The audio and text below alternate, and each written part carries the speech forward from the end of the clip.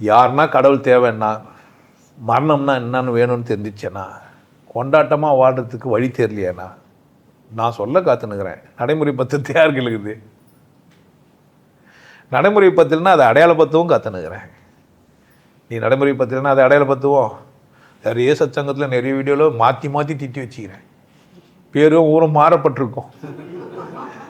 ஆமாம், சித்தரிக்கப்பட்டதுன்னு போடுவானுங்கள்ல, அது மாதிரி. ஆனால் உன்னை தான் திட்டிருப்பேன், நல்லா உனக்கே தெரியும். நான் ஒன்றும் சொல்ல வேண்டியது இல்லை. அது தனியாக சொல்லணுமா என்ன? அது உனக்கே தெரியும். தெரிஞ்சும் மாற மாட்டேன்னா யார் அர்த்தம்? அவ்வளோ சாமர்த்தியசாலியாக இருந்தேனா?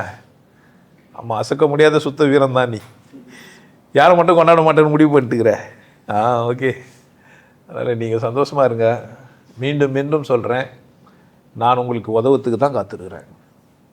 நானும் உதவி பெறுவேன். உங்களுக்கு உதவிட்டு நான் உதவி பெறுறேன். அந்த மாதிரி நன்றியோட ஜீவிதங்கள் எனக்கு பேர் சொல்ல முடியாது, நிறைய இருக்குது. என் வாழ்க்கையில் ஒரு பௌர்ணமி ஜொலிக்க வச்சிச்சு. ஒரு பௌர்ணமி என்ன பண்ணிச்சு? ஜொலிக்க வச்சிச்சு. நிறைய பௌர்ணமிகளை சந்திச்சுக்கிறேன். இப்படிலாம் நான் வசதியாக இருக்கிறதுக்கு காரணம் என்ன? வாழ்க்கையில் வளர்பிறை தான். அதுவும் வளரும், நம்மளும் வளருவோம். அதுவும் வளர்ந்து பௌர்ணமி ஆகிடும், நம்மளும் என்ன இல்லை. பௌர்ணமி ஆனால் கூட நான் சொல்கிறது இல்லை, நீ பௌர்ணமி இல்லை அமாவாசை தான், நீ பௌர்ணமி ஆகணும் திரும்ப ஃபஸ்ட்டு வந்து. அப்போ திரும்பவும் அமாவாசை போதாது இல்லை வாழ்க்கையில். இன்னும் என்ன ஆகிடு?